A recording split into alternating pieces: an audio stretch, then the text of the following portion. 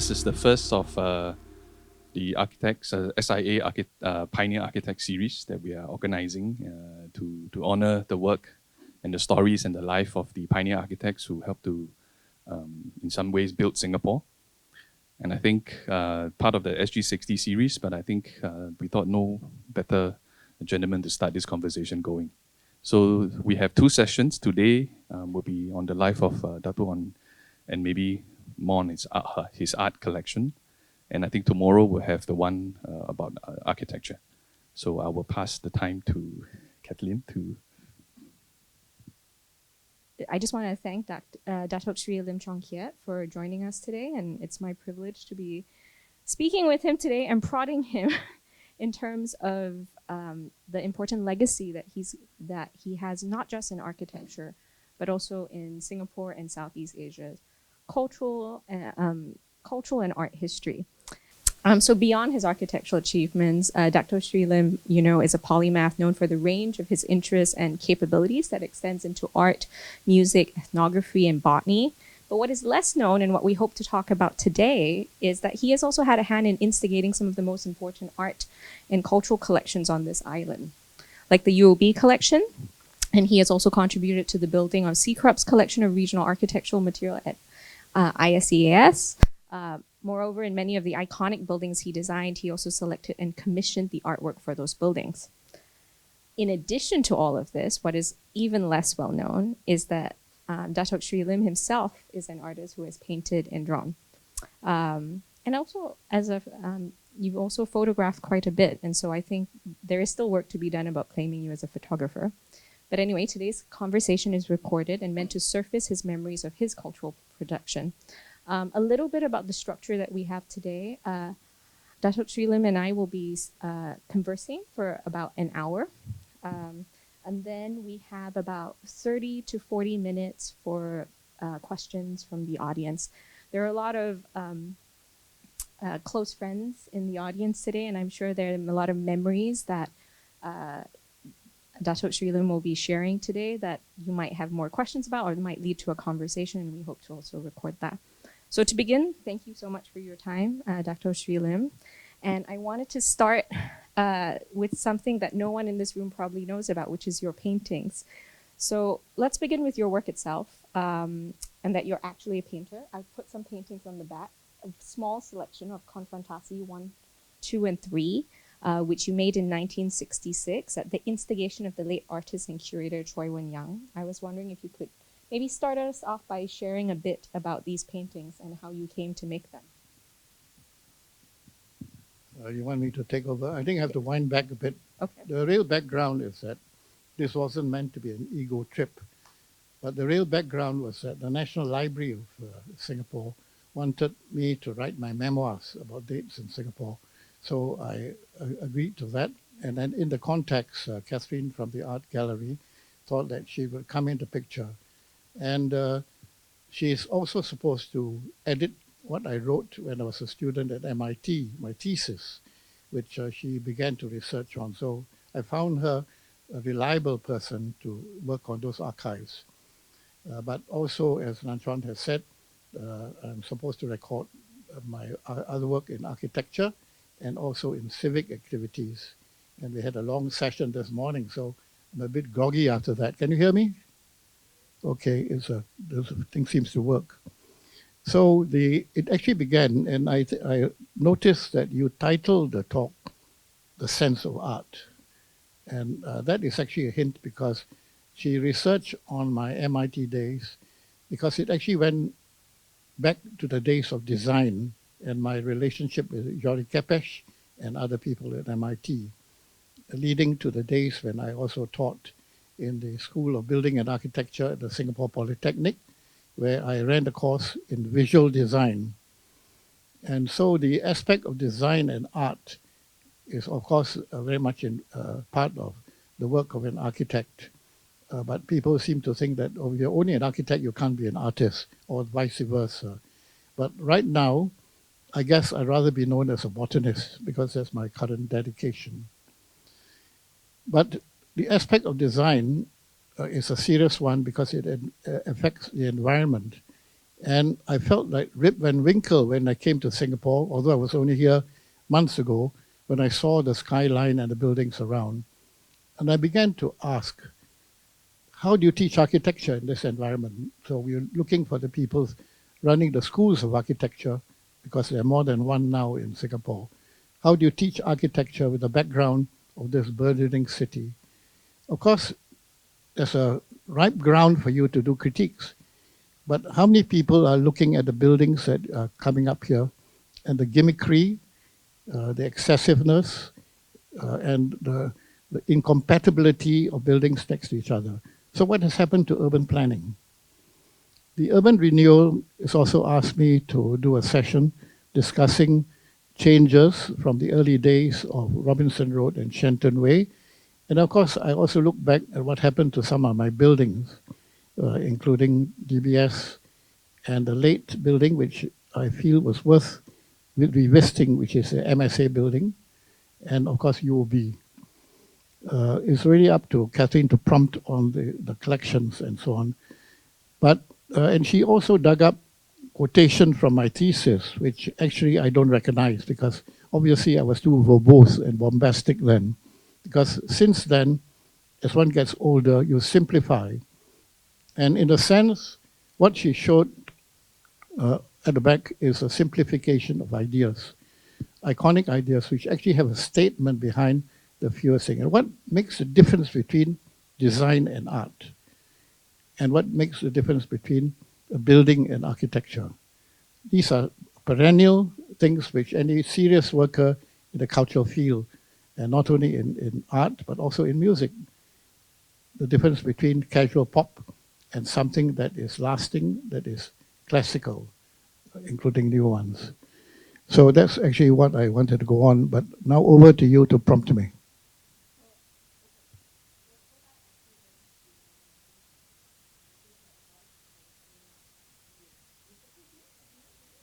Let me try again. Is this better? Okay, great.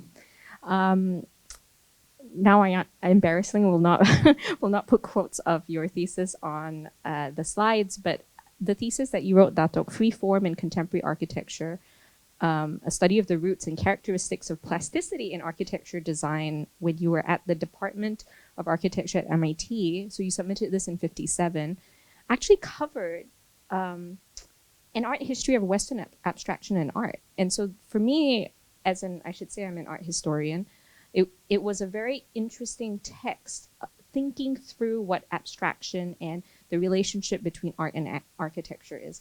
Could you maybe share with us a little bit about your time at MIT and some of the people you met and the ideas that came into how you started to approach art and architecture? Well, you have extracted my thesis, which was actually on free form. But the inspiration of the title that used the sense of art is actually a reference to Santayana, which many people quote politically to talk about the quotation from Santayana you hear all the time is those who don't know history are doomed to repeat its mistakes. But Santayana was a great aesthetic philosopher and the doyen of pragmatic philosophy. And I wrote about this, and during my thesis, I had a very horrible examiner who actually hated the fact that I refused to attend his classes and chose to work with György Kepes instead. And the guy, his name was Bush Brown. So he immediately attacked my thesis. But let me regale you with a story. What actually happened in those reckless days? When I finished writing my thesis, I actually never saw it bound. I left it on the floor for the people to piece it together, and I made a trip across USA, 1957, and went away from Boston for 6 weeks. And I only arrived the day before the Viva. So I never saw my thesis bound until then. So this nasty guy said, on page such and such, you said such and such. And I was scrambling through my thesis to see what there was. And then he said, you are always quoting Santayana as if you have no ideas of your own. And I remember answering him in some confidence, I'm quoting him because he could express it more clearly than I can. And then, and he said, well, you must know that I'm the only one in MIT who is an expert in aesthetic philosophy. And I'm a great student of Wittgenstein. Does the name ring a bell with you guys? Wittgenstein is a logical positivist. Wittgenstein postulated that a thing is beautiful under itself, that it is beautiful or not beautiful, which is of course valid up to a point. But Santayana says you cannot recognize beauty unless you cultivate aesthetic values, visual values. So there's a fundamental difference. So I use the opportunity to say, of course, there's a reason why you cannot understand my thesis, because it's diametric to logical positivism. So that's how it began. But I had a great defender in György Kepes, who was the luminary, and I believe there was a film shown about him some time ago by my friend Marton, who actually ran the György Kepes Museum in Budapest. So it's interesting that Singapore has this connection with Kepes, MIT, and so on. And of course, Singapore almost has everything. So much going on here. So I definitely feel like Rip Van Winkle when I come in and I see the building. So I wonder, if I were living in Singapore, how would I feel, especially as an architect, about the buildings, the good buildings, and the monstrosities coming up here? What do you do about it? And of course, this is a challenge which the Institute of Architects has to address, and the School of Architecture. How do you train young architects, planners, designers in this kind of context? So those are things I was pondering about. Next prompt from you. I have a prompt, but I actually have a question first. Could you maybe speak a little bit about what you think the role of art is in architecture and in buildings? The role of artists. Art. Because you've commissioned actually quite a bit, and you've also placed art in many buildings that you have built. It's a matter of choice. You can either have a stark building and appreciate the building for what it's worth, the environment, and enjoy the function of the building. So you take, like, say, the Barcelona Pavilion, it is already an abstraction and a work of art in itself. But some buildings need, I wouldn't quite use the word decoration, but it needs a kind of point. But my involvement in helping artists was actually quite accidental. It wasn't intended. And of course, the contact with Khoo Swee Ho, whom I commissioned to do the Children of the Sun, which we donated to the museum, that was aftermath of something quite interesting. I had actually commissioned him to do the mural in the back, the lobby at the bottom, the curved walls, two curved walls. And he had actually done the drawings for that. And when I showed this to the firm sec in charge, and it was actually meant to be already paid for by the contractor, Lok Hong Ki, had agreed to donate that building, the artwork for that one. But when the people saw the sketch, CEO had this long thing, long painting, and with figures with round breasts, naked breasts. And so the perm sec said, he would not dare to show it to Lee Kuan Yew because he would be saying that this is yellow culture and ban the building. So that those murals were never fulfilled. As compensation, I then suggested to Swee Ho to paint, in fact, one of the earliest large pieces, which became known as the Children of the Sun, and that used to hang in the lounge of the conference hall, conveniently because there was a crack on the wall, so it covered that location. So that's the story. And after that, Swee Ho, who had a very important role with the Nanyang Academy of Fine Arts, rallied his friends, and that led to the formation of Alpha Gallery. Another example of art, which we were talking about this morning with the heritage people, was actually the artworks in the MSA building, which unfortunately was destroyed. And I think on Friday, is it? I will mention this again because Choi Wing Yan, who actually came in the fore to help design catalogs and so on, was involved in some of the installations in that building. And we should try to get images of that building. But I was also mentioning this morning that We were also designing the furniture, the light fittings, and everything else in the days before the catalogs were fulfilled. We did everything, the carpets, and so on, and the light fitting in MSA. And the other artistic happening, which I don't know whether people remember, was that we ran the first competition for an artwork in the lobby of the MSA building. And another thing, because at that time I had already other involvements with galleries in KL and so on, and it was a competition where the submissions need not be anonymous because we could recognize whose artists it were. And I remember asking them to submit in another way, in the form of a slide, which is actually projected on the wall of the lobby of MSA building, right where it's going to be full size. And that's how it's adjudicated. I don't know whether this has been done subsequently. And the winner was Thomas Yeo. Is he here? Thomas did a wonderful painting, and later when the building was destroyed or changed, that artwork has disappeared. So it is something that the art museum should hunt for. So those were one of the things we did to, in a sense, help the artists get known. And the other aspect, which I can tell you about the relationship of design, was the design of logos. I don't know if you can hear? Like you can? Oh, because he was mentioning to somebody that Choi Wing Yan designed a logo for MAC and Team 3, which wasn't the case.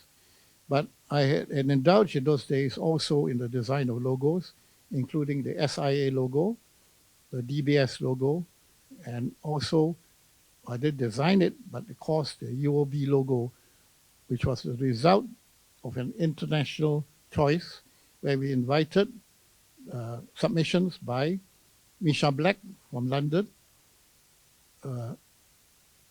Shemayev and Geismer from Boston, and Derek Birdsall from London.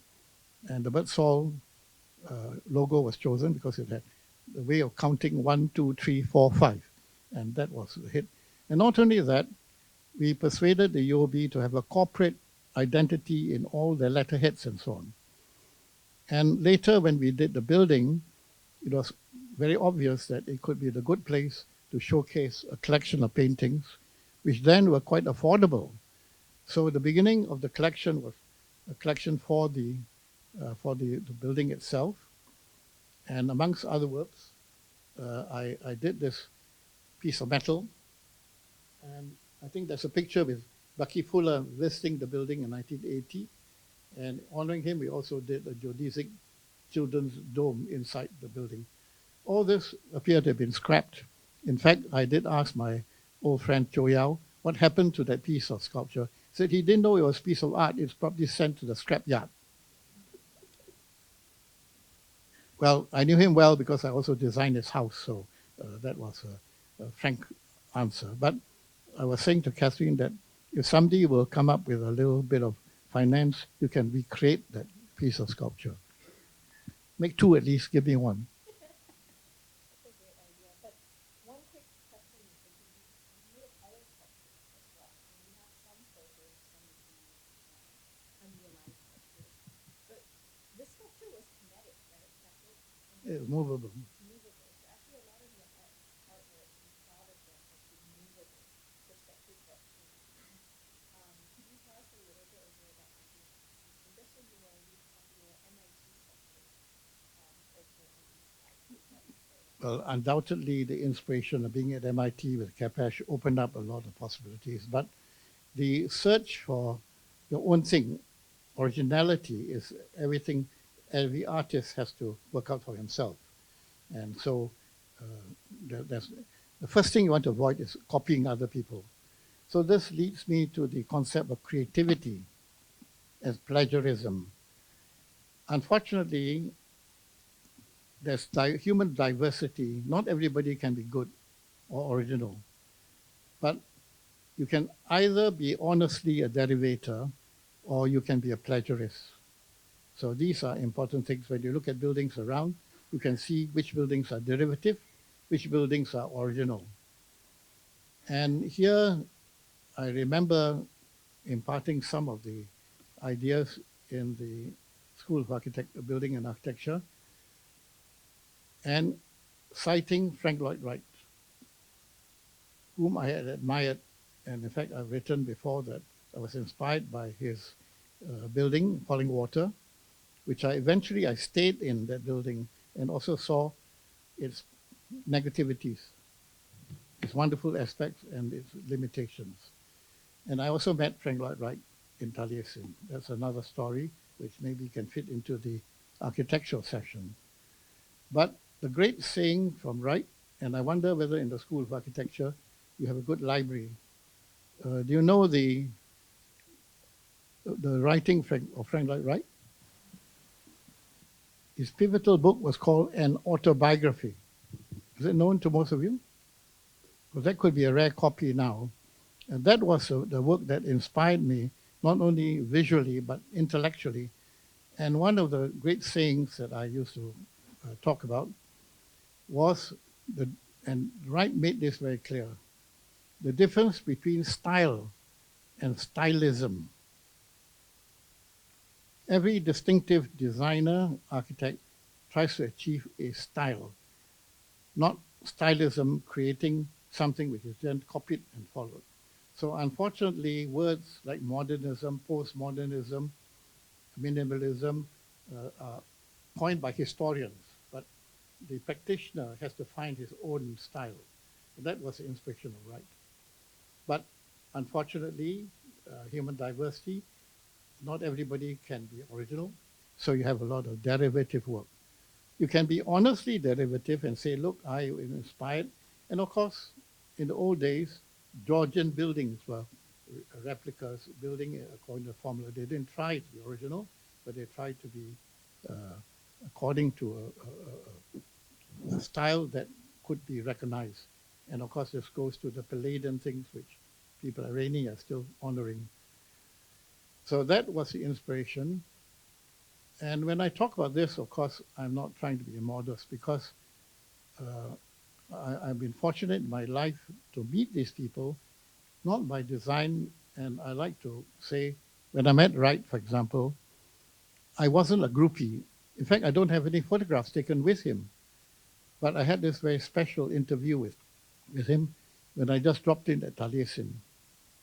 And I had to do that in 57, because at the time he might have dropped dead, you know. And of course, it's strange that when I look back on those days and look at how old I am now, it's amazing that relative ages make a difference. And the other person that talks about integrity in design, in everything, was Bucky Fuller, who came here. This is another great person in my life. And we were just talking about Star Point, a building that has gone on block, and we were visiting it. And one of the significant people that visited the building, it has got social memories. But I'm not one to say it must be conserved, what to call it, but the memory of the building can be honored in more ways than just trying to save it.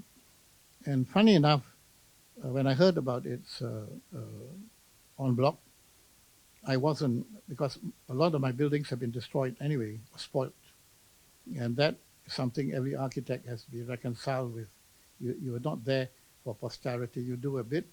The owner wants to spoil the building, good luck to them. But when they do it a public building, it's quite different. So that, I believe, is also one of the challenges for the conference hall. The case of the conference hall also leads us to ethics in the architectural profession, because the people in the ethics of the profession, the subsequent architect should not mess around with the building, especially when the original architects were still around. But what has happened? And I heard that the URA is re-examining the question of making sensible restorations to the building. Well, good luck to them. I think it's their remit. And there's also the Jurong Town Hall, which has got the same kind of problem. Anyway, this is getting a bit turgid, you know. I think I should have a bit more interaction, because I'm not sure whether I'm getting across to the audience. You actually, yes, we can open up to questions at any point, but I don't think it's so turgid because actually, as you were speaking, there are a couple things that are coming up. One of the things that I realized in our number of conversations before, but what is coming up about some of your ideas about integrity and ethic, architectural ethics is, if I can ask you, the buildings that you built, but as well as the spaces that you lived in, became communities in some ways. And I think this is, as a art historian who's studying your collection, I see this in the collection that you've built, which is so much more, not so much about collecting art in a monetized or comprehensive way, but actually one that is very much reflective of your milieu and your connections and relationships. So as you were speaking, I put up this work from Sri at 291, which was made at Pasir Panjang, because unfortunately I should have thought about the target and photograph from Star Point, because many of the artists that you worked with over the years also stayed in they engaged with the buildings that you built, either through commissions or sometimes they were in your home collaborating, such as evident in this work from your collection with Kusui Ho, Wichu, and Sim Kertek when they worked together on this painting. Could you maybe talk a bit, just for the art historians in the audience, a little bit about that relationship that you had with artists in space and in the buildings that you were putting together? I guess the important starting point is that I wasn't a novice when I came back here. And I had the background of art education and also the privilege of seeing the great modern paintings in the great museums of the world, from Picasso to Leger and all that kind of thing. And so that appreciation meant that I had a full gamut of experience. So when I first came back to Singapore, I was looking at the Singapore Art Society paintings, which were like Sunday painters' work. And I was a bit critical, but the first artist that caught my eye, and I felt he had this originality, is somebody I would name as the most significant modern painter of Singapore. And before I mention the name, I was once in Alpha Gallery where an important politician walked in. And the first thing he said to me, "So you're interested in art, ah?" So I said a little bit. And I said, "What are you here for?" He says, "Oh, I'm looking for the best painter of Singapore, the work of the best painter." I said, "Who is that?" He said, "Chong Su Ping." Then I remember saying to him, "To me, there's a better painter than Chong Su Ping." So he said, "Who?" So I said, "Kwek Wee Chew." And indeed, Wee Chew's work should be celebrated. And so that began the collection that I began to make. And I had already mentioned to Catherine that I wasn't a collector in the sense of acquiring works. And most of my acquisitions were connections with the artists, knowing the artists and sometimes helping them, like in the case of the Malaysian painter called Rashid. He had no bus fare home. I had to buy his painting for his bus fare home. So these are connections, including, and the other famous painter that was in the 291 was Latif Mohidin, who painted the Blue Pago, which I think they featured in the Pompidou exhibition. So these are all happenstance. And when you help to write the collection, you can see the connection with these artists. And that's how it happened. So amongst the Singapore artists that I appreciated were Wee Chew, Tay Chi To, and also the work of Madeleine Enright. I think they form a group. Then we had, of course, Thomas Yeo with Arthur Yap and Anthony Poon and so on. And a lot of them were part of the Alpha Gallery exhibitions. And Alpha was indeed, looking back, a cultural center where a lot of people went and really appreciated and supported the art. Undoubtedly, the credit must go to Sui Ho, who's still alive in Little Rock, Arkansas right now, because he was the catalyst. They were so friendly with almost the whole group from the Nanyang Academy, and he brought everybody together. And I think on, is it Friday, we're going to talk about Choi Yong Yan. We also showed the designs of Choi, and the first exhibitions, which included everyone. Sui Ho brought everybody together. Su Ping, Liu Kang, Georgette, all were brought together by him. And when Alpha started in the early 70s, there were only two other galleries in Singapore, Della Butcher's gallery in Raffles Place and Donald Moore. And so Alpha was really cooperative. And I think I've spoken before that people credited Alpha to me. No, I wasn't. Alpha didn't belong to me. But later we helped to take it over. And my brother Chong Beng helped to take it over. And he became a ceramicist himself. And therefore linked with people like Eng Ting and so on. So I had this privilege of connecting with Singapore artists. And some of them may remember this. But it wasn't an ego trip. And I wasn't trying to be a patron in the sense. So by happenstance, the paintings collected now have to be catalogued and perhaps disposed off to pay for my laundry bills. But you did also, so maybe to share with the audience, you did start collecting in the 50s when you came back. And that's when you started collecting art from Malaya, essentially, from Singapore and Malaysia. But you had a collection before this, right? Which was prints that you started collecting when you were in the US.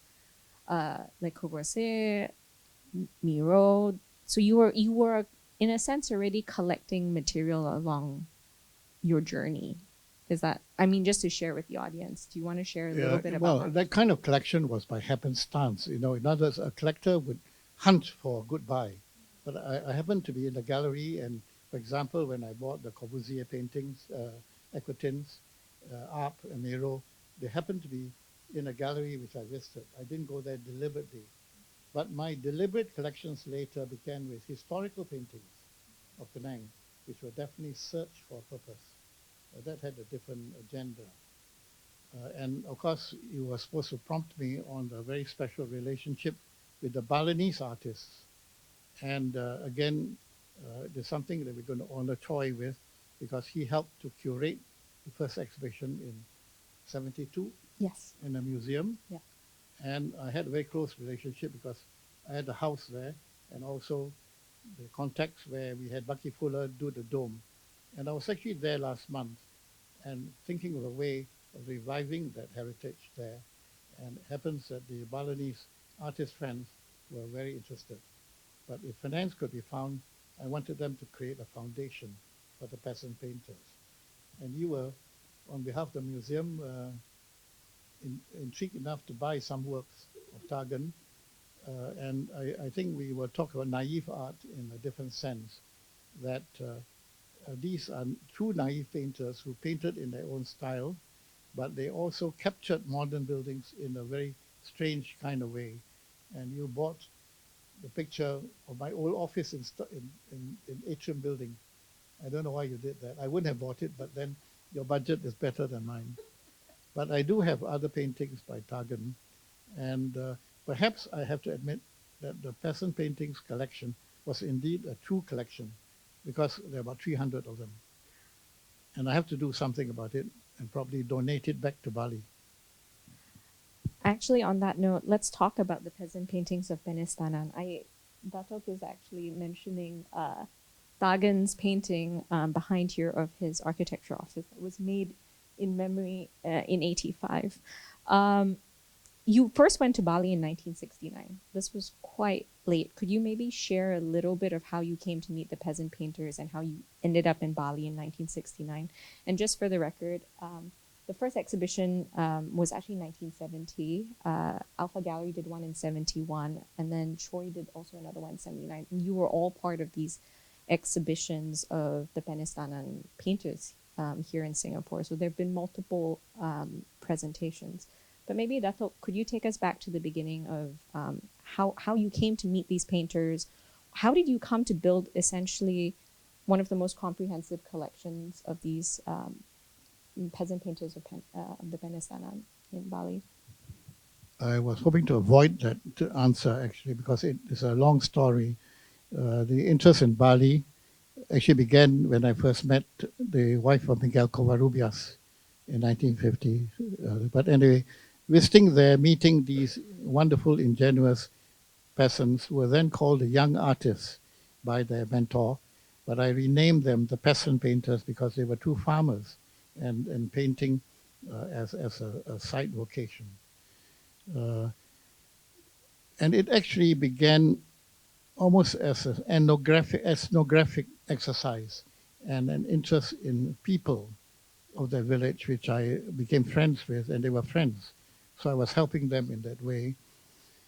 This actually led to a connection with not only Singapore Museum, but with the Institute of Southeast Asian Studies, then helmed by Colonel Singh Sandhu, a name that should be remembered, because I recall meeting him, and at that time, Institute, maybe still now, was largely written material without images. So on my persuasion, we actually started the Kepes collection of folk architecture, aided also by a collection by a lady called Dorothy Peltzer. So that collection of folk architecture in ISEAS, I think, is one of the significant assets that resided in Singapore, but also in collaboration with the Smithsonian Museum. And right now, part of this collection is being duplicated in Kuala Lumpur by the University Putra. And because in addition to the collection by Peltzer, I'd added my own collection. So it is the pursuit. And it all began actually with an interest in geography. You got to learn about places and people, geography, ethnography, and culture. So that's how it's related. So the Balinese thing related that way. And the additional dimension of the Bucky connection with the domes and so on is another long story. It's a long story, but an important one because you also meet Bucky in 1969, right? Well, I'm sure the audience Yeah. getting a bit Okay. bored by all this. Sorry. Okay. So shall we open up to questions from the audience? Does anyone have any burning questions at this point? You do have here. Yeah. Could we get a mic? Thank you.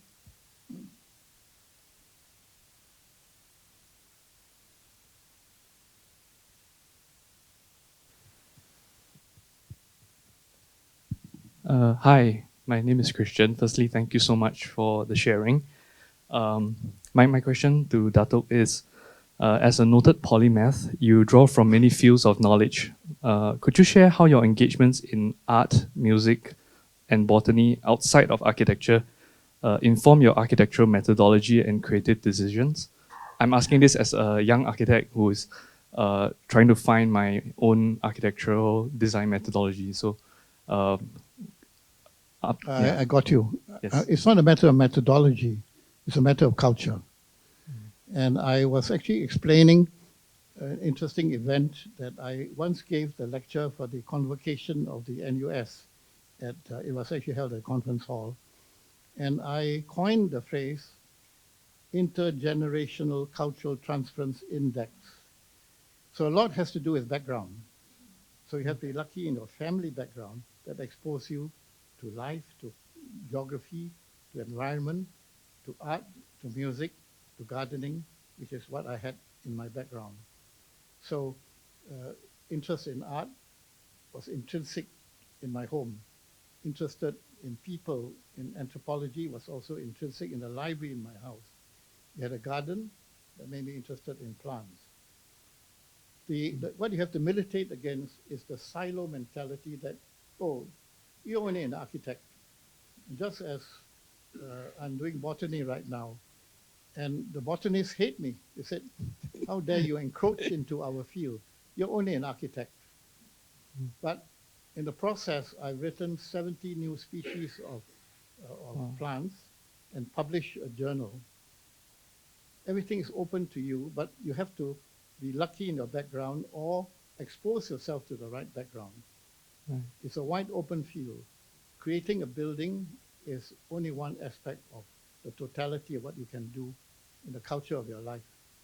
But it helps if you belong to a society that contributes to this. And one can't do it alone. Most of my contribution was because, as I said, in art, I met people like Sri Ho. In music, I met people like Margaret Tan, and I can talk about this kind of contact. You be lucky in your social contact, and you have to be genuine in the relationship with them. So I don't know whether that helps to answer. Thank you. Yeah. Follow-up question is about your interest in botany now. So did architecture kind of lead you to this interest, or was it an interest, as you said, already intrinsic in you, and something you decided to pursue later on in your life?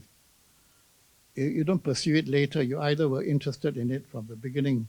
I remember when I started to write new species, many of my friends, including architects, said, how do you know it's a new species? How is it you can know there's a new species?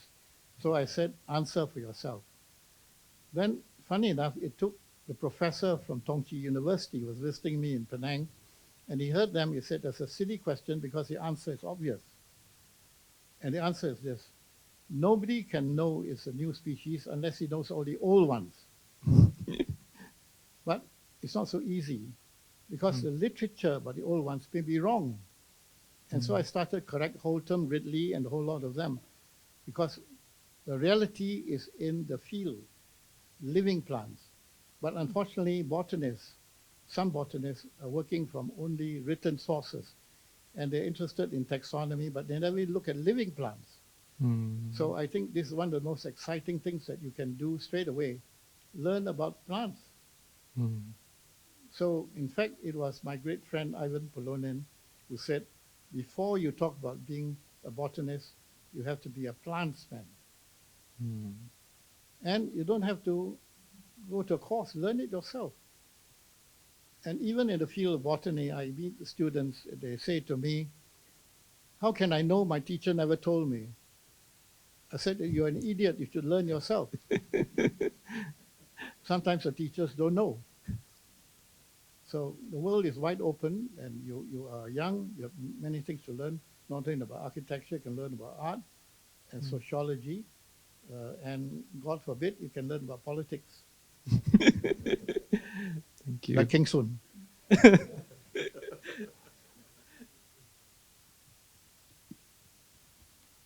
Do we have other questions from the audience? Oh, Adele in the back.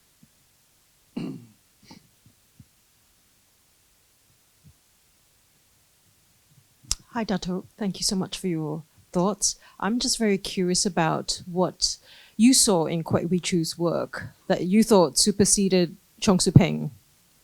Whose work? Kwek Wee Choo. So why do you?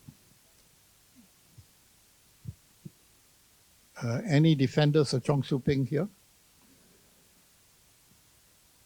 In my view, there are three aspects of Su Peng, but he's essentially a craftsman. Some of his works are great, and I think I have one, which actually is Family Dispute, is original, but it's the only painting I have of his. But amongst his students, for still life, both Chito and Wee Choo, I think, excel in somehow that special quality that makes a painting unique.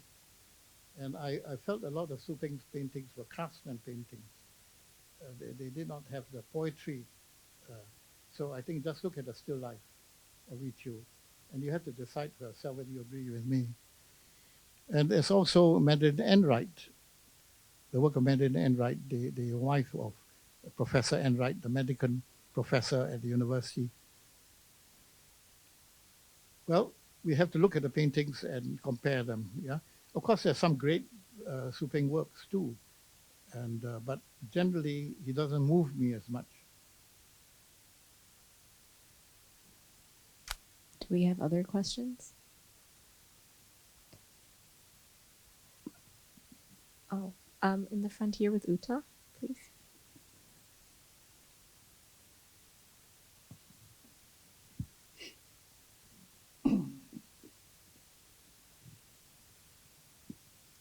Hi, thank you so much.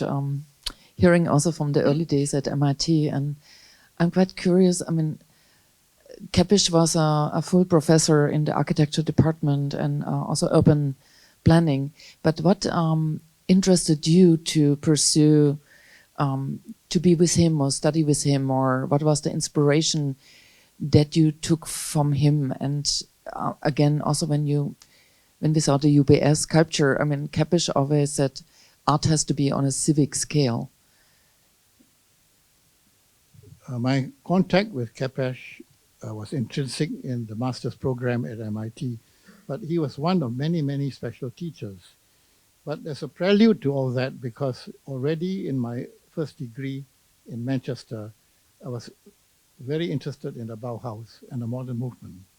And we had enough education in modern art with people like Herbert Reed and so on. So all art history and so on was already taught. So even before I met Kepes, I already had a background of knowing the whole modern movement, the style, the modernist movement, and also having the opportunity to visit museums and so on. And fast forward, I also became a friend of Noguchi. And that also led to the contact with people like Kim Lim. So these things have got a strange connectivity.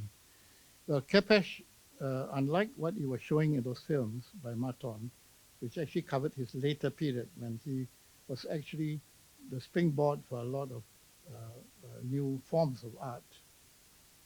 I did not then know that he actually superseded Moholy-Nagy.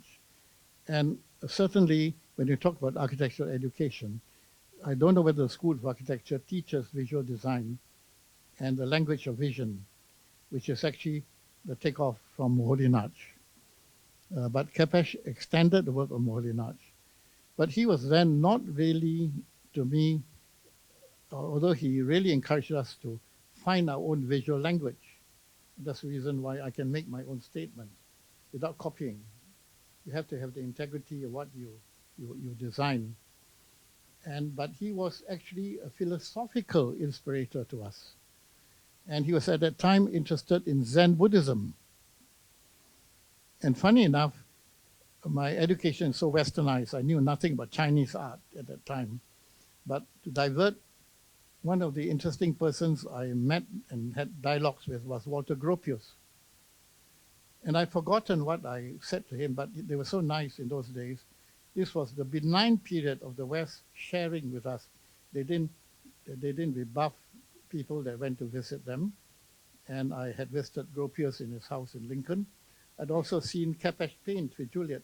So that's why I sent Maton a lot of intimate pictures of Kepes, whom I revisited later when I went back to Boston and met with him.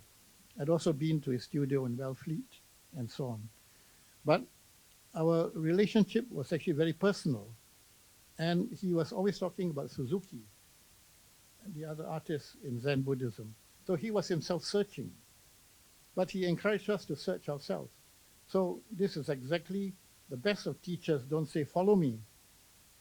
They inspire you to find your own way. So the courage of developing your own visual language, I think, was the great inspiration of György. But he became a very close friend. So to divert over the Gropius story is very funny because a few years ago, when the M+ Museum started collecting my works, somebody then sent to Shirley Surya a letter I wrote to Gropius from the Gropius Museum in Berlin, and was surprised to read it because it was so pretentious on my part to be talking to Gropius like that. And we were talking about Chinese architecture, and I was really, in a sense, working secondhand because I had then just started reading the books of Oswald Siren on Chinese architecture. But I was already talking to him about that. But like the thesis, I think there were many pretentious moments. But right now, at this old age, I'm actually simplifying a lot, finding the essence. And so it's not minimalism, but the philosophy which I'm espousing now, I call it essentialism.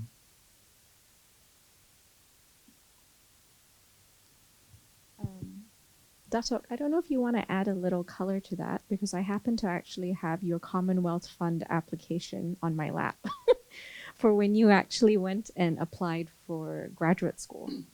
And I don't know if you recall some of the things that you had thought of, but this study of Eastern culture on modern architecture was something that you identified as what you wanted to do in going to study in the U.S. You identified 3 different schools. I don't know if you want me to prod you on these early thoughts that you had, but I was always very impressed by it because you already mentioned Southeast Asia in your proposal, and Malaya, that there was a desire, that you had a desire to articulate in the field of architecture a type of vision for Malaya and Southeast Asia already in 1950, in the early 1950s. Actually, that's a useful prompt. I had forgotten about that. But actually, what happened was that while studying modern architecture, I was also interested in folk architecture. And so that opportunity, when I was on a Commonwealth Fund Fellowship in the States, I visited the Sterling Library in Yale and did my first ethnographic studies then in the library in Yale. And funny enough, what happened, I met people like Conklin and Karl Peltzer. And one day I was in the library, I stayed over time, and I was locked in. And they shut off all the lights, but I finally found the light which was open. So I was locked in the Sterling Library one night, and so I went browsing images of buildings. And also I learned how to translate from Dutch into English that night there. So that was the ethnographic part. But the Commonwealth Fund actually is quite interesting because tonight I suddenly had a letter from a person called Dr. Jeremy Lim, who just came back from the anniversary of the Commonwealth Fund Fellowship, and he is now the person looking and assessing candidates for the medical scholarships given by the Commonwealth Fund, which was endowed by the Harkness family. So it's a funny thing that he's going to meet me for the first time tonight and telling them, because they wrote the history and I was one of the oddballs, because at that time, the Harkness Fellowship gave awards to architects, but no longer. Interestingly, one of the persons that had the Commonwealth Fellowship was a person called Nathan Shapira, who was actually a very pivotal professor in visual design in California. So they actually engendered a lot of thinkers from that period. So I might as well tell you about this funny fellowship called the Commonwealth Fund. And when I went for the interview, they were so civilized. You know, the interviewers included a Nobel Prize winner, Professor Blackett, Nobel Prize winner for physics, and Henry Crowther, editor of Economist. And they made me so comfortable. And my subject was actually to study comparative architectural education in the US as against Europe, Britain, and so on. And so the fateful question, they said to me, "Oh, Lim, how would you go about setting up a school of architecture in your own country?" And how did I answer that one? I said, "Gentlemen, if I knew that, I wouldn't need your fellowship." So that's, and when Catherine researched, I did not realize how intensively they researched into my background and also asked other people about me, where they should go. And one of the most constructive recommendations came from Kepes, who actually wanted me to go to MIT. I did not know that. I thought that it was just happenstance. But another funny thing which he dug up from the archives of the Harkness Fellowship was that they wrote to the persons involved with the Singapore Improvement Trust, Stanley Woolmer, who said, "Oh, he shouldn't be wasting time, he should come back and work for us in Singapore." That was a funny flashback because here I was in 1960 to 68, a member of the Housing Board of Singapore. Funny thing in life. Do we have other questions from the audience? Oh, up front. We can hear you enough, you can say. Mic test, mic test.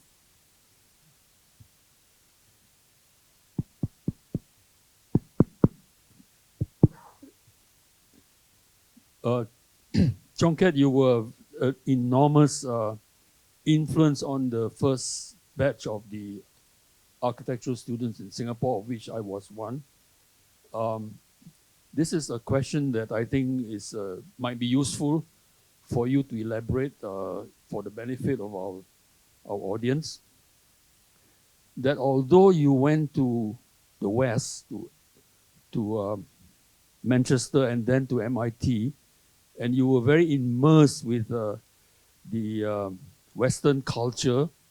You mentioned Kepes and Moholy-Nagy and Gropius and so on, and Frank Lloyd Wright. You were very, very Westernized in that sense. The question the memories that we have of your teaching style in the first architectural school in Singapore was you were very instrumental in making our students, us, very aware of the Malay culture, the Malay village. You brought us to Malacca, you brought us to Terengganu, and it inspired us to go to Bali and so on. How much did you experience? Because before you went to Manchester, you spent a year in University of Malaya, right? At a time when the students were very radical. There were the socialist club and so on. How did that feature in your thinking? Because we were from the Malayan generation, right? We were looking to the West as knowledge that we need to acquire, but we were grounded also in the notion of building a new nation. How did that influence you? Because when I saw these pictures here, it triggered my question, you see, that although you were very westernized, but at the same time, you were very interested in Southeast Asia, the village culture, the Balinese painters, and so on.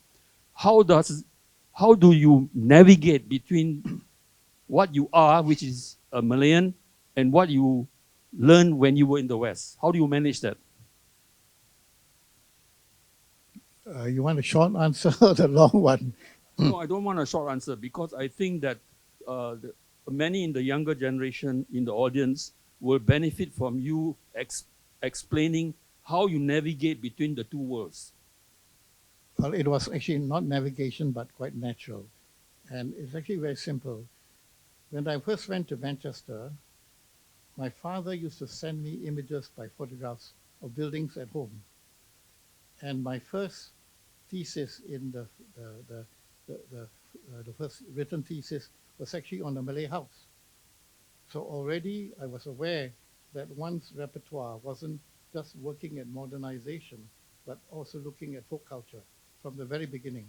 And when I mentioned that stint in Sterling Library, that led to an awareness of all the fundamental research done by the Americans for the human relations file, which they studied all these cultures for the wartime propaganda.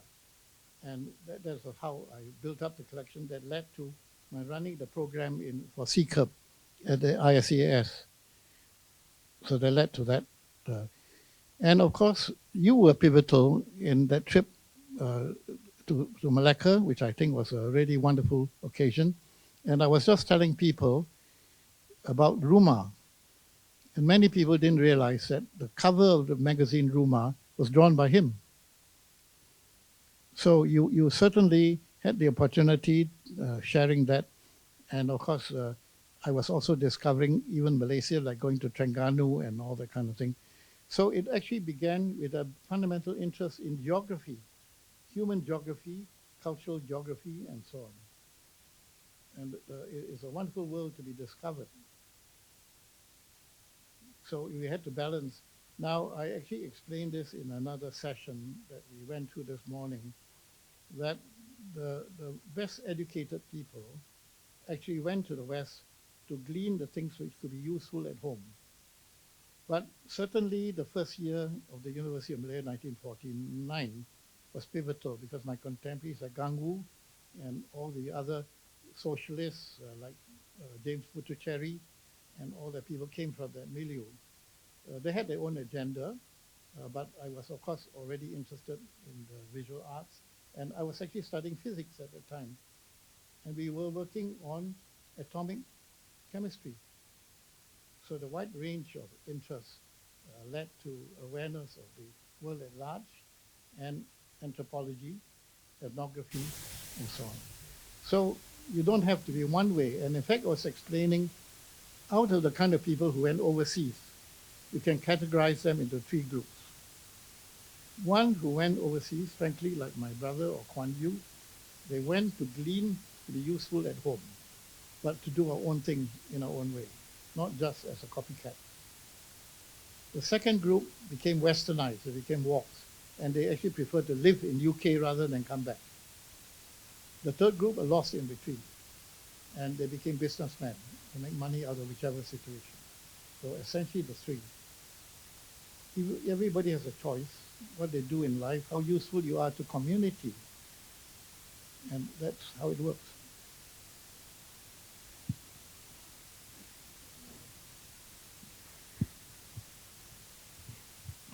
Thanks, Dato. Hello? Okay, I want to make a reference to Kim Lim. I want to make a reference to Kim Lim. Recently, there's a retrospective exhibition in NGS, National Gallery, of Kim Lim's work, the spaces in between, right? And you make reference to Kim Lim's work in the sculpture that you propose to do for the board, the airline board. What's your connection with her and the husband in terms of sculpture? And secondly, you make a reference to Terengganu. Is vernacular design part of your repertoire? I can't hear the last part. Is Kim Lim, who else? William Turnbull, the husband. Oh, Turnbull. Yeah. Okay. And my second question is, you make, can you still make a reference to Terengganu, your pilgrimage, right? How much of that vernacular idiom influenced your work upon your return back from the Western world? You see, the innate discipline is never to be derivative. So when I used the motifs or the mats from Terengganu in the conference hall, it was a simple application of a motif. And I make no claim other than it's a derivation. And basically, when you're doing contemporary architecture, you're doing buildings for their own sake. You don't copy. You may be inspired by the structures and so on, but you don't copy. But a lot of people go in there to get motifs to apply in the building. So that's where, like the horrible buildings in Negeri Sembilan, the way things from Minangkabau, they lose the essence. So never be derivative. But I'm interested to answer about Kim Lim, because I think in the context of social, the three names of three very important ladies, Kim Lim, Margaret Tan, and Stella Kon. You know the relationship between them? They're cousins. And they also all have a Penang connection. Because Margaret's mother was from Penang. Kim, what used to be called Seri Lim, also the father was in Penang, and her brother was a classmate of mine. She was actually a debutante, and one of the young ladies which was around Malcolm MacDonald in those days, including Christina Lok and so on. But I knew the family pretty well, and also relating to E.J. Xiao, which we'll talk about for the architecture section, because E.J. Xiao's mother was a friend of my mother. And Stella Kon was the daughter of Lim Kok An. So the three of them are related, they're really cousins. Kim Lim, Stella Kon, and Margaret Tan, the pianist. Now, with particularly Kim Lim, we knew the family. We knew her when she was a debutante called Seri Lim, before she went to London to St. Martin's, where she met Bill Turnbull. And I had actually contact largely with the brother, Han Cheng, who studied architecture in Australia. And he came back, and I first met up with him in London, where he ended his life, actually. And there's a rather tragic story, because I probably have a very rare letter written to me before he died. And if I can share with you not for publicizing. Very tragic because Han Cheng was his name. Last went to Cambridge with me, and we stayed firstly in King's College, where he didn't find comfortable because the college didn't have any toilets except in the basement. So from the rooms you have to go down to the basement. So we moved into a kind of flat in Main Street. We stayed there in that flat. And after that, when I went to MIT on the Harkness thing, he wrote me certain personal letters. And he was found dead in that flat in Cambridge. And they had to cover up, because of the family connection, claim it was misadventure. But when they found him, they said it was inside the gas stove. There's a story of Kim's brother. But when I came back from the States, having met Noguchi and other people, I used to visit them in Camden Place. In fact, I gave the children a lot of photographs of the mother. And because we knew them and that the connection with the MSA, I had actually tried to get MSA to buy the mourning piece we brought from the house in Balmoral Road, put on the roof, but MSA at that time were not supportive of art, so they did buy that sculpture, but later you've got it now. And interestingly, I'm supposed to go to Eden Hall on Friday, Manchester event. And one of my purpose is to see whether there, at the bottom of the staircase was a Kim Lim sculpture before, which we thought was a foot scraper. I don't know whether they still have it there. Have you ever tried to track it down? The children came and interviewed me, and I gave them a lot of personal pictures. So everything began with the personal friendships. So that was a connection with Kim Lim. But you could see the connection with Margaret Tan and Stella Kon, Emily of Emerald Hill. And I also knew that house in Emerald Hill. A name which, I'm just flashing names, so I hope I'm not boring you. But remember the name called Rodney Xiao. And Xiao Yiming, the racing driver of Singapore, that's part of that family. And the house in Emerald Hill presumably is destroyed now, no longer there. That was the setting of Stella's story, Emily of Emerald Hill. Can I ask a follow-up question? I mean, it seems to me that you have a personal relationship with Kim Lim and the family, and that you did a retrospective talk in NGS, National Gallery, in 2020, of which I attended. Wasn't there an attempt to make the connection when Kim Lim did the retrospective work of 4 decades there? Were you not invited to be part of that, given that personal relationship? Well, I'm in contact with Alex and so on because they're just doing an exhibition in China somewhere now. So they keep in contact. But I gave her a lot of photographs of their home in Camden Square with the sculptures of Kim.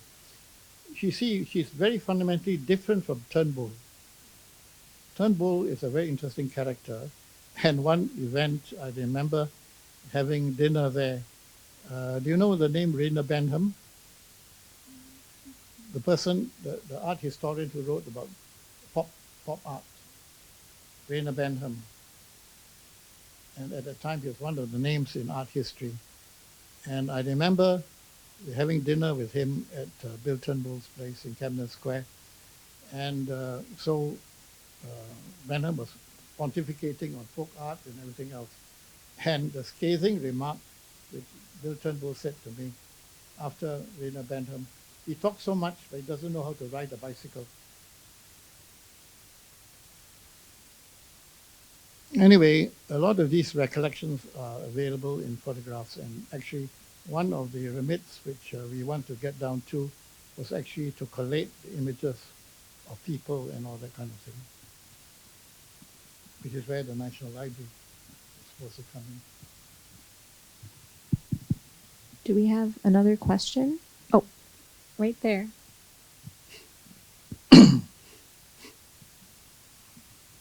Yeah, Chong Keat, this question is only because Margaret Tan's name came up about 3 times.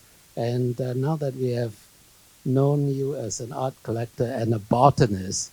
Could you tell us something about your knowledge in music and how it has influenced and affected your thinking in architecture? Music. Yeah. Well, again, it goes back to background and involvement with music at home. And I used to play the violin and all that kind of thing. And of course, in my days in overseas, I took every opportunity of going to concerts, to opera, to expose myself to concerts. And there was one occasion in London, I had 40 concert tickets a month, going to matinees and so on. I've shared with friends. So I remember we were indulging in that. But those were days where everything was affordable. Today, it's become big business. You can't afford to go to these concerts. So it was quite natural. In fact, because of the conference hall, the whole musical background behind that, and was explaining in a session earlier today, that the ability to design a building like a concert hall also depends on your background exposure. You must have been to concerts, and the brief for the competition was quite specific. It's actually meant to be a conference hall, but I turned it into a concert hall and with acoustic adjustment. And it's one of the things that if you're going to restore that building, you should relook at the ceilings and so on, and the acoustic systems. And of course, the great fun to do with the beginning of the Singapore Symphony Orchestra with Chu Hui and all that. There are lots of stories, you know.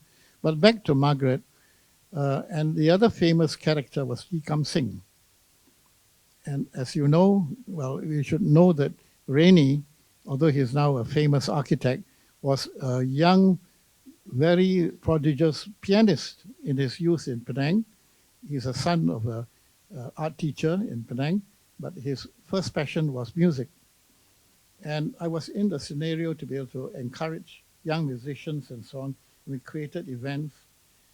And coming back to Margaret, I actually presented her in the first recitals, both in Penang and Singapore, and also did a recording of her under Alma Catalog. And also later recorded her in Wigmore Hall in London. But all this, I hope, is not like boasting. All these were doable, affordable.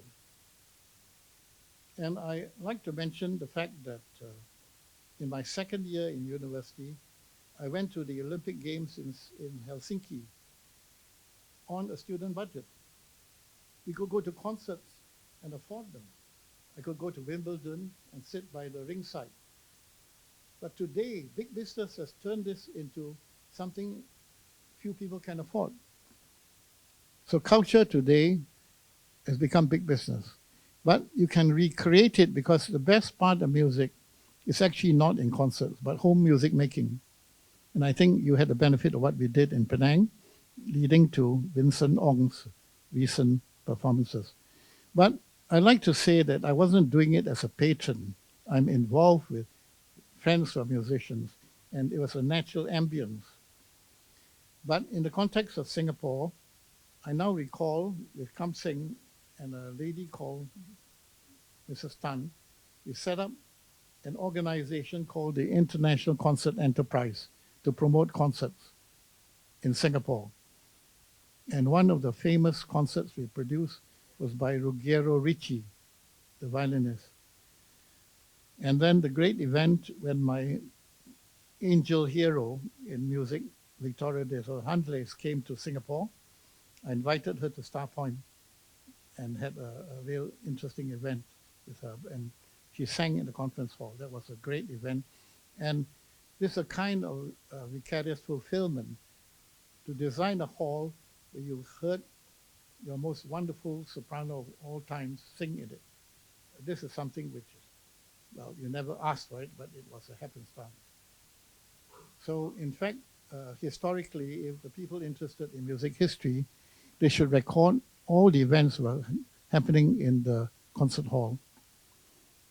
And if I'm allowed to extend on that, I was just telling the story this morning, how one day, the audit department, when we finished the conference hall, asked a leading question to the architects, who authorized the buying of a piano? for that building. They were trying to fix us. So I answered, I said, it's essential furniture. And how did it happen? When Bob Newman, who's one of the consultants for the hall, although I'd done most of the acoustics, came to Singapore, we went down to Orchard Road to Keller with the agent for Steinway. And we went in, and the salesperson was the son of Keller, was a bit supercilious, you know. I said, oh, we're looking for a piano. So he took us to the second-hand uprights at the back of the shop. He said, no, we want a Model D Concert Grand, matte white, black. And then he started bowing and scraping. So we ordered the first piano for the hall. And then there was a story of rivalry by Yamaha.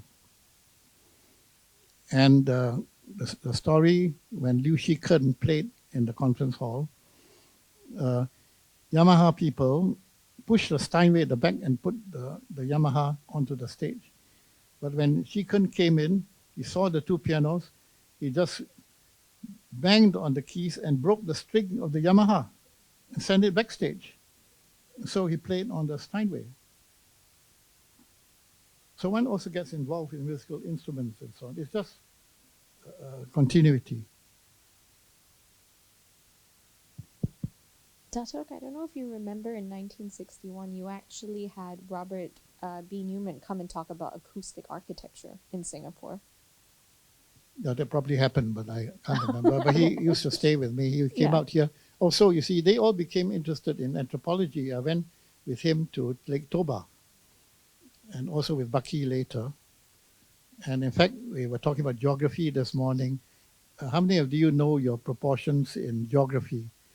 How many of you been to Lake Toba in Sumatra? As a Singaporean, must go there to realize that the whole of Singapore can be put inside that lake.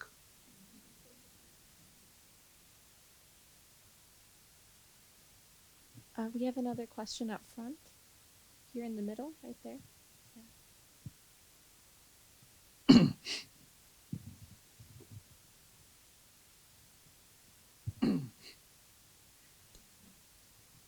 Datuk, could you share with us your friendship with Baki Fuller?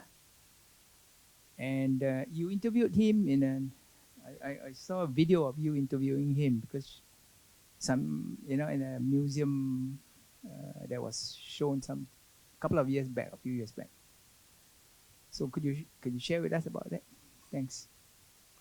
It's a long story. Okay, Baki was a great happenstance. And like what I said is that I actually never tried to look for famous people, but I first met him in 1971 in Delhi, and he said he was coming through this way.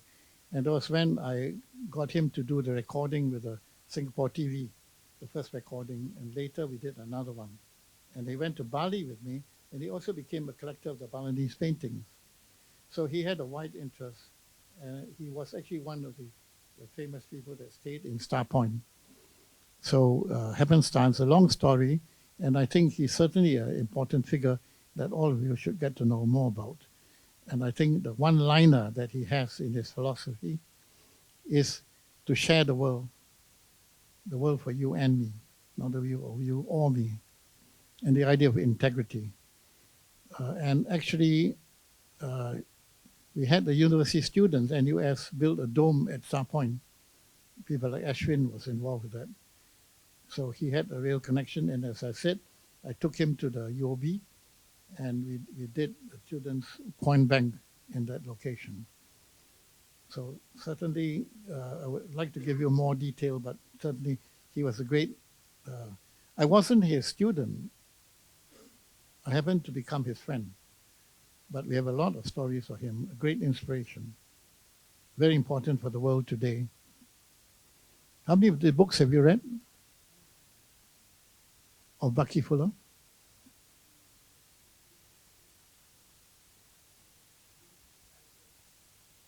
Yeah, of course, I now remember who you are. I couldn't see you in the, yeah, you are, yeah, well, you know all that.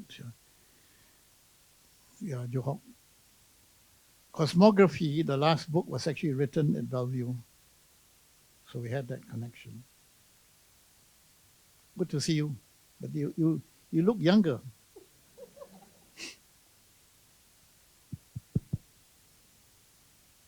Do we have another question? If not, Dato, maybe you can share a little bit about the World Champ One meetings, because there was a comment earlier about you bringing together,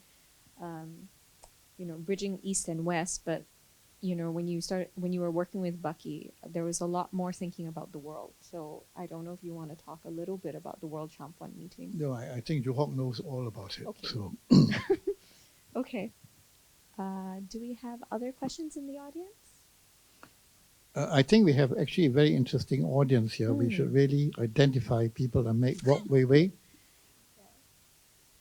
Like to hear from you.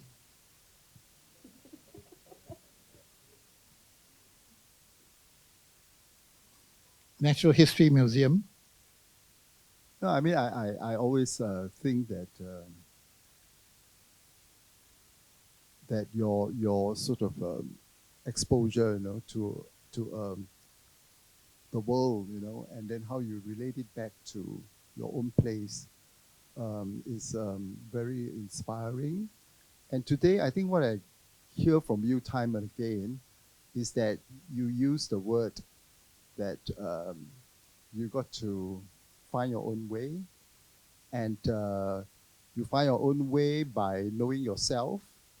You emphasize a lot on your upbringing, your exposure to the arts, botany and music, and how that inform you in making your choices in terms of what you are interested in and what your aesthetic or value judgment. So I think this kind of connection to one's background, and of course that's a very privileged background, but I also think that even though one may start from a less privileged background, one can still find some kind of ingredients, if I may put it that way, for one to start with one's search in whatever one pursues. So this thing about authenticity and connection with yourself and all that, I think is something very important, especially, and I think that's very inspiring because in today's world, there's just so much information and we are always being distracted by this influencer, that influencer, and this and all that. So I think to have one's centered on one's own basis, I would say, is something which I find very nice to hear from you time and again. At your this ripe old age of being a sage, to hear that from you is very nice. Well, that's a terrible word. Usually they are never recognized in their own country anyway. But you've done your own thing. And one day I would like to know more about the museum, because I was telling them about how the then government raped the Singapore Museum and never appreciated this collection until it was saved. And the early days of Gibson Hill, all these are names which should come to the fore.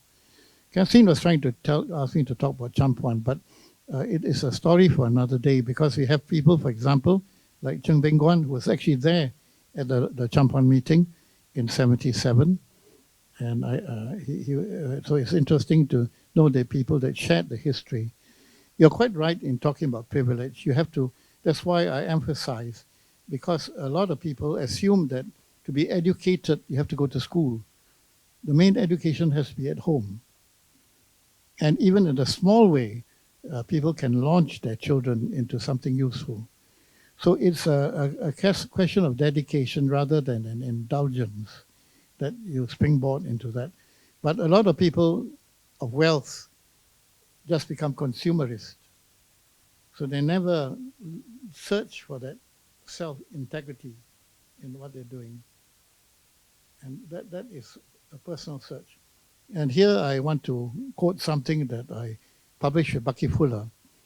When we published this book called Synergetics Folio, his title was Humans in Universe. What is your life in the world? How useful are you to the world, to your society?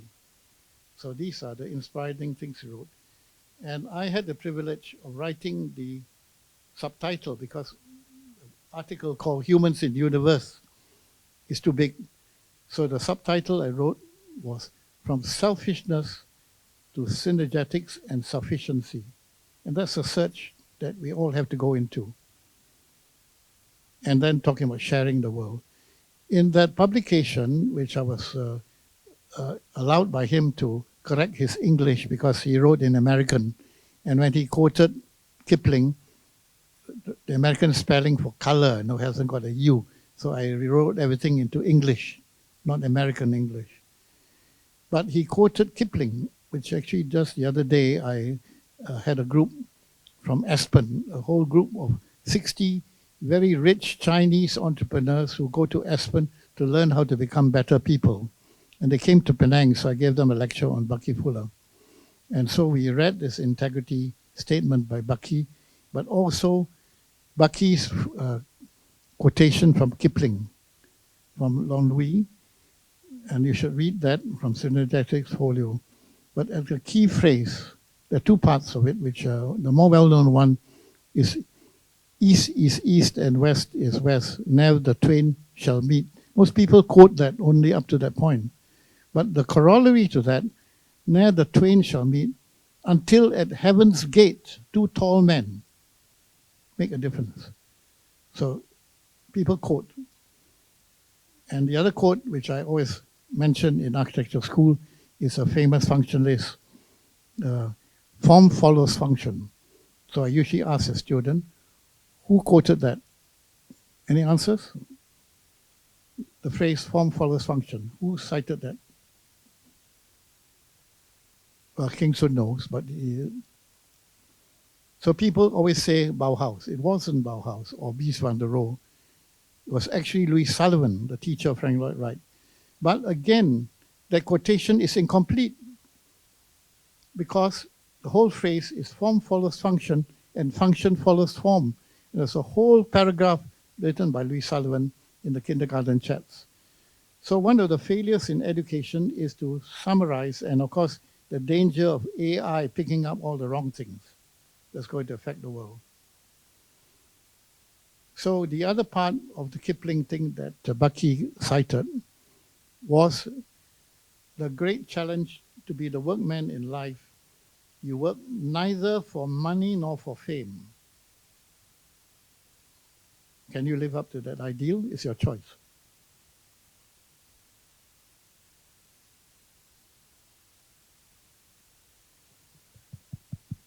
Do we have any questions following up from that? Or is there anyone else you would like to call out, Dato?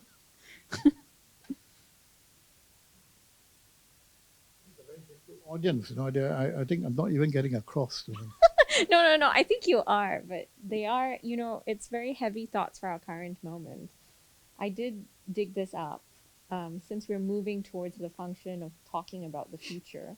And you did do this conversation with Alvin Toffler. You've been engaging with the world and world future for a while. Obviously through your engagements with Bucky and when you start up the World Trump One meetings. I wonder if you want to share a little bit about this episode in your career. Thanks for bringing it up. It's important because I did ask the National Library to try to source the other TV programs that I did. As a result of the interview with Bucky, the people in TV actually liked my contribution, and because I could actually deliver the thing to them on time. The second interview with Bucky, which we're still trying to get the recording, they edited it, so it was as if I just started and never put in a word until the end, because they cut out what I interpolated. So I would like to see that tape. But as a result, I was also invited to interview. The interesting one was Herman Kahn, which George Thompson also took part in. And the other one was with Kenneth Galbraith, and then with Alvin Toffler, and also with Neil Armstrong, the astronaut. So these were interesting experiences which I did, and also the school debates for Singapore. I'm mentioning this because we have to recollect this if the archives want to pick up the pieces. Huh? Toffler became a close friend, and again, how many of you has read his books? Future Shock, Third Wave, And he became a close friend. I used to visit him also in California, and his wife Heidi, and his institute is still there, but they've lost track of what he actually did. And one of the interesting events was when I introduced Toffler to Bucky Fuller in New York. They never met before. But the accident in one's life is to meet very interesting people like Carlton Gaidusek, the Nobel Prize winner. And the springboard is also the people you mix with. Like in Singapore, I mentioned Ivan Polunin was actually one of the great polymaths who seemed to know everything. And he was the one that actually got me into botany. After meeting him, I realized, so people said, why did I become interested in palms? The answer was that I knew nothing about it, so I had to learn. So I became so much involved in palms to the extent that Ivan never talked to me about them. He moved to something else. And we also did a lot of films together on anthropology. We photographed the Aboriginal groups in Malaysia and so on.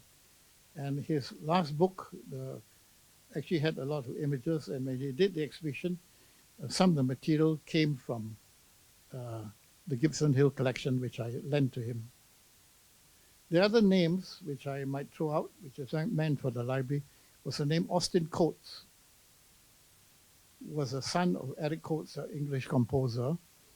And he actually was first brought by Kenny Byrne to do tourism in Singapore. But he didn't get along with them, and he gave up. But he lived in Singapore and also in Hong Kong. And he was, again, one of the people interested in anthropology, wrote a book called Islands of the South, which also used photographs from my collection. And without being immodest, I really need now to share the collection with the National Library and Archives one, because I need a curator to sort out from about 2 million slides. It's got architecture, anthropology, environment, botany, and a lot of stuff, personalities. So these are what we need to get down to doing functionally, hopefully whilst I'm still kicking, because I have to do the captioning. One of those photos was taken by you there. We do have a question in the back. Hi, Datuk. Thanks. Hi, Datuk. It's Lucas from National Gallery Singapore. We had you come in 2019 to give us a talk. It's really nice to see you again. I had a question to try and bring it back to art collection. I wanted to ask if you could say a little bit more about your relationship or involvement with the UOB Art Collection. The National Museum, of course, I was on the board, and we did several exhibitions there. And that famous one, The Peasant Painters, was twice shown there, and that's where Choi Wing Yan came in the picture. And I remember other exhibitions we did there, and also a famous exhibition by Latif Mohidin there, and which I videoed his presence in Singapore. The UOB Art Collection, as I mentioned, began because actually, for some reason, as I was mentioning this morning, we were lucky in our practice because I actually never lobbied for work. The clients actually wanted me to do the buildings, and so that's how I met Cho Yao. And interestingly, when he passed away, he was about my age. So here was a person who suddenly decided to ask another young person to design his house in University Road, which I visited a few months ago. It's been remodeled by some interior designer, but some of the essence is still there. Incidentally, Frank Lloyd Wright used to call interior designers inferior desecrators. And he also berated a lot of copyist architects as stencilists. So he decried the plagiarism in architecture. When we first started, actually, we did the Bonham Place for Taiwan Bank. It was then called Taiwan. And I also designed a lot of the branches, and also his father's bank in Kuching called Ban Chiang Bank. So, and you see, we had wonderful clients there. And so they accepted our design, and we designed everything. Those the doorknobs, the ashtrays, the carpets were made by typing. We had the dome, And one of the missing things was the Tritate calligraphy on the wall, which actually I was hoping can be revived. And they accepted. We bought paintings to decorate the building, and you should see pictures of the penthouse, what it was before. And that collection became the core of the UOB collection. So that's actually how it happened. And I mentioned the logo. So they were receptive and moving from small time thing to international imaging. Of course, they're even bigger now. Does that help? I'm really hoping to meet the curators of that. In fact, I asked Catherine to meet the curators. I also spoke to the children to facilitate this because their glossy publication did not really mention the history of how it. And I remember later when they started the collection, they were spending more money on framing than on the artworks. Do we have another question? If not, Datuk, I was wondering if you wanted to also speak about Ibrahim Hussein's house that you also designed at one point, because it, you know, a parallel to the UOB collection, another personal relationship that is tied to. Well, it leads on to being involved with artists. You see, when at the Polytechnic, I actually arranged two major exhibitions, one for the artists from Sumatra called Hassan Jafar, and the other one for the Chu brothers, Chu Ting Bing and others. And there were exhibitions in the Poly. And at that time, I had never met Ibrahim Hussein, but I attended his exhibition in the Chinese town hall. And I met him for the first time, and he was surprised because at that time, very few people recognized his affinity with Francis Bacon, the English painter. So he recognized that. Years later, when he was the artist in residence in the University of Malaya, he contacted me, and he wanted to build a house in KL. And so I designed that house for him, and later designed a museum for him in Langkawi, which is unfortunately a terrible ruin right now. And that building hopefully can be built to its full. So he was really one of the great painters, but his success also because he's also a very great self-promoter. You're talking about Ibrahim or Latif. Latif Mohidin was actually one of the visitors in Pasir Panjang and painted that blue pago to close a wall between the living room and the bedroom. So that was how the size of the painting fitted the space in the wall.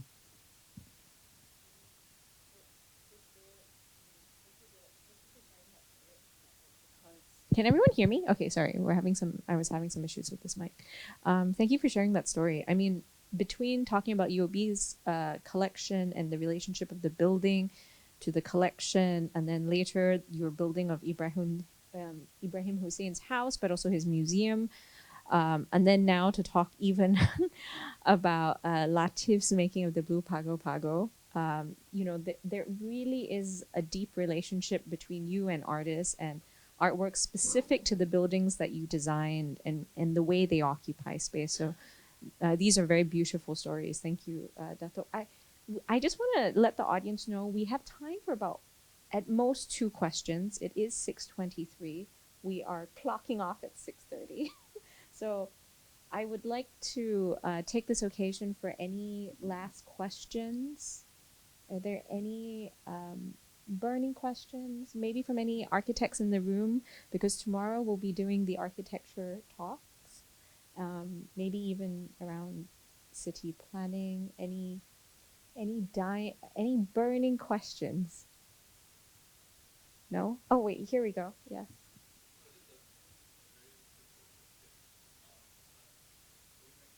Oh, I'm so sorry. Do you mind if you wait for the mic just so it's easier for them to record? I thought maybe we close with a very simple question, which is, why do you decide to be an architect? Simple answer is because I preferred not to be a doctor. Actually, my father was very persuasive because he was a doctor. He assumed that I want to be a doctor, but I I compromised by studying physics in the University of Malaya, but at that time we were late in application to go for architecture. And I think I've spoken about this. The inspiration was actually an image of falling water. So you're impelled by that. And also, I have to confess, as a young person, I did a lot of imaginary designs. I used to, apart from drawing aeroplanes, unlike Rainey who draws cellos and musical instruments, I do aeroplanes, but I also design islands. So I was doing early planning, having a wonderful seaport and all that kind of thing. So the visual expressions lead to architecture, but not architecture as a, and in fact, I was talking to Adrian involved with this Edu Trust, that the pursuit of architecture as a vocation as against a profession, they're two different things. But of course, it may sound like a luxury, but you have a choice. There are many aspects to the whole thing. So do your own thing and fight for it.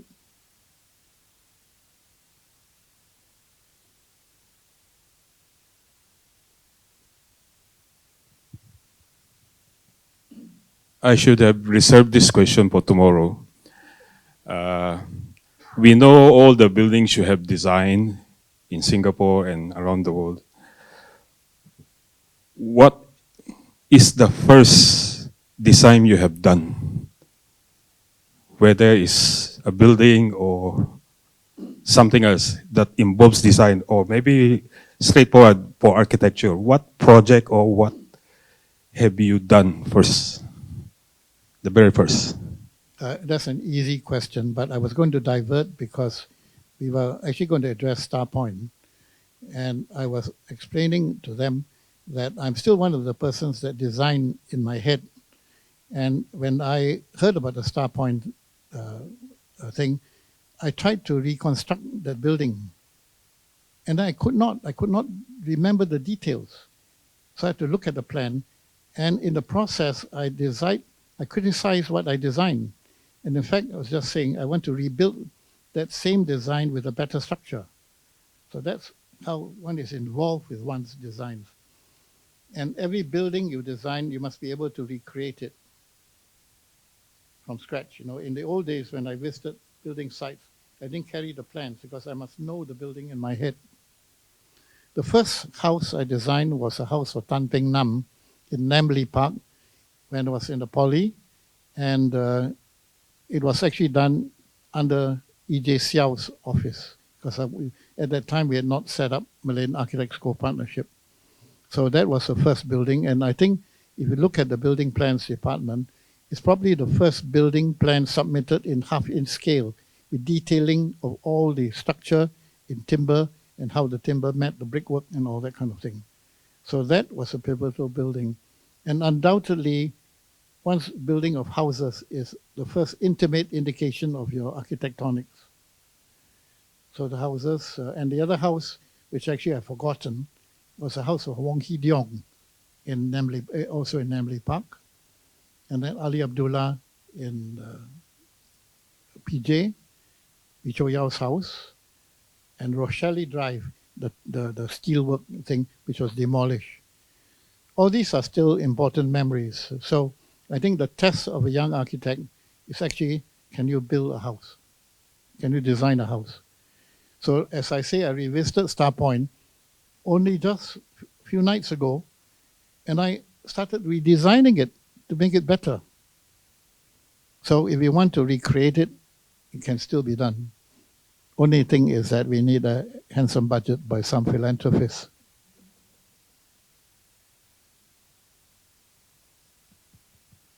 Okay, if we don't have any follow-up questions, I want to just take this opportunity to thank Datuk for his time and for sharing all these. Can everyone hear me? Okay, I'm so sorry.